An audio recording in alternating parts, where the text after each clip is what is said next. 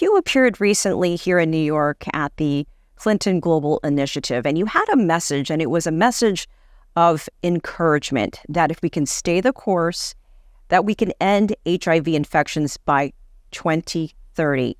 For some, that may sound somewhat ambitious, but it is a very optimistic message. And so I want you to tell us, how did we get to this point, and why are you so encouraged? 25 years ago, the world came together here at the United Nations and agreed. It was at the height of HIV, AIDS killing people. And they agreed as governments to come together and fight this together. They made a plan, they set targets, and every 5 years, they've met renewed targets. And here we are, 30 million people who are living with HIV are on treatment today and living good lives around the world.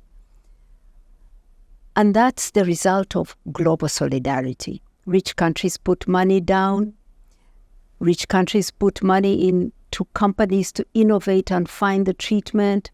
The treatment was costly at first. People living with HIV rose, fought hard, and companies were then pushed to share the technology. Generics were made. Now everyone, and prices came down, and everyone has what they need.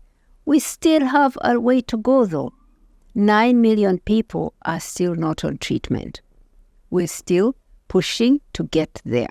Now, you have said that one of your big concerns right now is that there are so many crises around the globe that this issue might be dropping off the agenda a bit, just as you're starting to make progress and headway. What needs to be done to make sure that that doesn't happen and this issue remains at the forefront?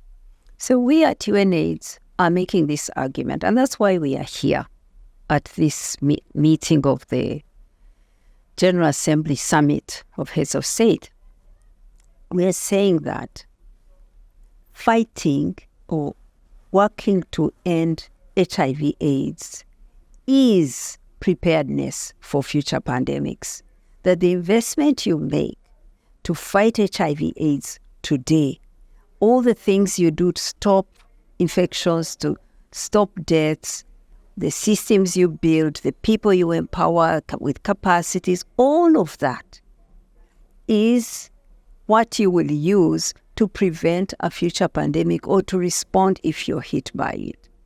So that's one. Two, also, when we fight HIV/AIDS, the things we do to protect against infection are also the things that achieve the other SDGs. Take, for example, in Africa, we know that girls and young women are the most vulnerable to have highest risk to get HIV. We know that the solution to that lies in, one, keeping girls in school, at least up to the end of secondary school. When you do that, you don't only reduce the risk of HIV, you reduce the rate of teenage pregnancies, you reduce early marriage rates, you reduce the incidence of sexual violence, you also increase growth and you get a higher income for your country because you have women who are empowered. Ms. Winnie Byanyima, thank you for joining us. Thank you, too, for having me.